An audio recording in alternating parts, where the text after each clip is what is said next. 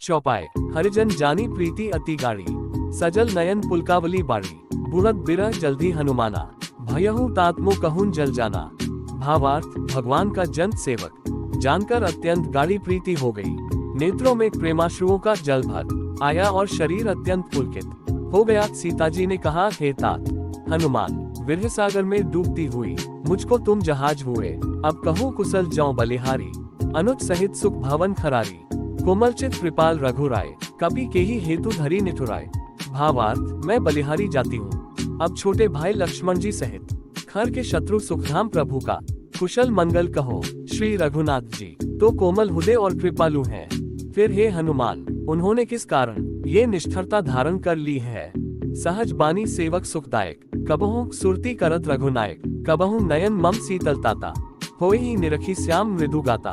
भावार्थ, सेवक को सुख देना उनकी स्वाभाविक बान है, वे श्री रघुनाथ जी क्या कभी मेरी भी याद करते हैं। हे तात, क्या कभी उनके कोमल सौवल्य अंगों को देखकर मेरे नेत्र शीतल होंगे।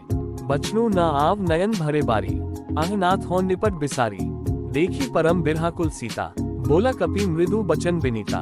भावार्थ, मुंह से वचन नहीं निकलता, नेत्रों में विरह के आंसुओं का जल भर आया। बड़े दुख से वे बोली, हे नाथ, आपने मुझे बिल्कुल ही भुला दिया।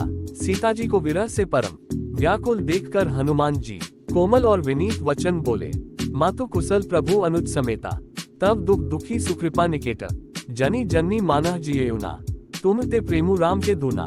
भावार्थ, हे माता, सुंदर कृपा के धाम प्रभु भाई लक्ष्मण जी के सहित शरीर से कुशल हैं, परंतु आपके दुर्ग से दुखी हैं। हे माता, मन में ग्लानि न मानिए, मन छोटा करके दुख न कीजिए। श्री रामचंद्र जी के हृदय में आपसे दूना प्रेम है। दोहा, रघुपति कर संदेशु अब सुनु जननी धरी थी, अस्तहि कपि गदगद भयो भरे बिलोचन नीर। भावार्थ, हे माता, अब धीरज धरकर श्री रघुनाथ जी का संदेश सुनिए। ऐसा कहकर हनुमान जी प्रेम से गदगद हो गए, उनके नेत्रों में प्रेमाश्रुओं का जल भर आया।